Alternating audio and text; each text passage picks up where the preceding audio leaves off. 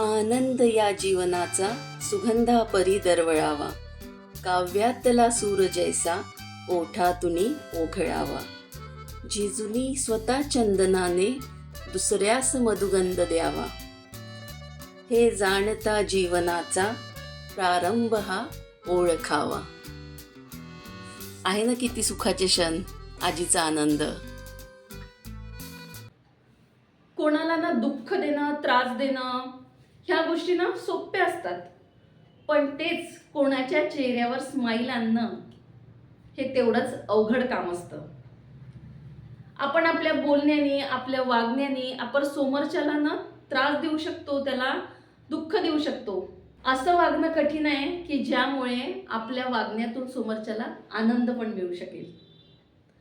तर ना अशीच एक गोष्ट आहे की जी आत्ताच मी माझ्या स्वतःच्या डोळ्यांनी अनुभवलेला आहे तो क्षण. मी स्वतः त्याची साक्षीदार आहे. तर ना एक कुटुंबच फक्त, त्यामध्ये कुठल्याही संस्थेचा किंवा इतर कोणाचाही काहीही रोल नाही. एक कुटुंब हा उपक्रम दरवर्षी राबवतो. म्हणजे आज 13 वर्ष झाले या गोष्टीला, की ते 13 वर्षापासून प्रत्येक होळीच्या दिवशी जे अनाथाश्रम आहे, वृद्धाश्रम आहे, आणखी मूकबधीर विद्यालय आहे, अशा ठिकाणी जाऊन ना ते होळीचा दिवस त्या लोकांसोबत साजरा करतात. आता साजरा करतात म्हणजे काय, तर ते तिथे जाऊन त्यांना भेटवस्तू वगैरे हे सगळं तर देतातच. जे काही त्यांच्या परीने त्यांच्याकडून जेवढं होतं तेवढं ते देतातच. आणि विशेष म्हणजे ते स्वतःच्या स्वखर्चाने पूर्ण पुरणपोळीचा स्वयंपाक करून तो स्वयंपाक त्या त्या अनाथाश्रम, वृद्धाश्रम, मूकबधीर विद्यालय या ठिकाणी जाऊन ते पोचवतात. आणि त्यांना सुद्धा तो होळीच्या दिवसाचा आनंद देतात. त्यांच्यासोबत रंग खेळून त्यांना सुद्धा तो आनंद देतात. तर अशीच ही म्हणजे हे जे परिवार आहे हे माझ्या ओळखीचं हे कुटुंब आहे. आणि ते आज 13 वर्ष झाले या गोष्टीला. 13 वर्षापासून ते हा म्हणजे उपक्रम ते राबवत आहे, कोणाचीही मदत न घेता. सुरुवातीला असं होतं, सुरुवातीला म्हणजे त्यांच्याकडे भरपूर प्रमाणात म्हणजे मॅन पॉवर होती, मुलांचे मित्र, परत इतरही आणखी शेजारचे पाजारचे. तर त्यांनी सुरुवात कशी केली, म्हणजे ते सुरुवातीला ना फक्त त्यांनी पुरणपोळ्या ते गोळा करायचे. म्हणजे प्रत्येकाच्या घरून ज्यांना देण्याची इच्छा असेल त्यांना ते सांगायचे की वा आम्ही असं असं हे करणार आहे आणि तुम्हाला जे काही देण्याची इच्छा असेल तुम्ही देऊ शकता. तर कोणी त्या प्रत्येकजण आपापल्या परीने पुरणपोळी, कोणी गाठी, कोणी रंग, कोणाला जे जसं जमेल तसं द्यायचे. तर तेव्हा त्यांच्या जवळ भरपूर प्रमाणात म्हणजे त्यांचं मित्रमंडळ होतं, बरीच लोक होती. आणि मग तेव्हा ना खूप मोठ्या प्रमाणात पुरणपोळ्या वगैरे म्हणजे तेव्हा जमा होत होतं. पण नंतर काय झालं, कोणी शिक्षणासाठी, कोणी जॉबच्या निमित्ताने म्हणजे दूर ठिकाणी गेले, कोणाचे लग्न झाले, मग थोडं ते विस्कटलं. त्यांचा जो ग्रुप होता तो थोडा विस्कटत गेला.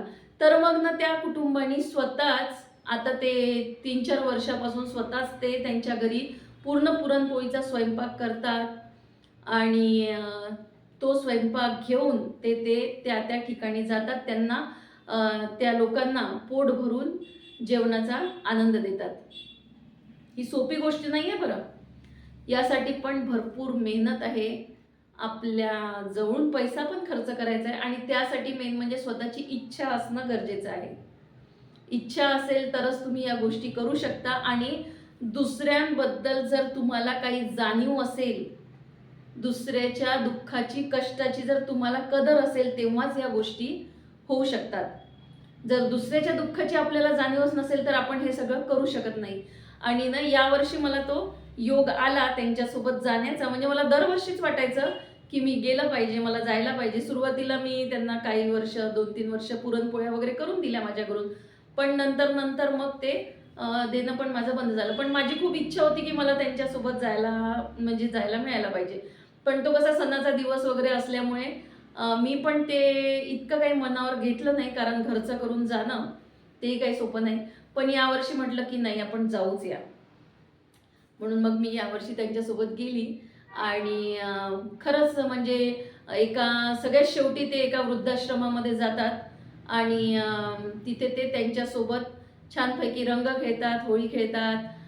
त्यांच्याचसोबत त्या वृद्धांसोबत तिथे जेवण करतात आणि ते लोकंसुद्धा यांची दरवर्षी वाट पाहत राहतात, की त्यांना माहीत झालं की होळीच्या दिवशी हे लोकं येणार आहे आणि त्यांना, कारण त्या वृद्धांना तो एक दिवस खूप आनंदात घालवता येतो.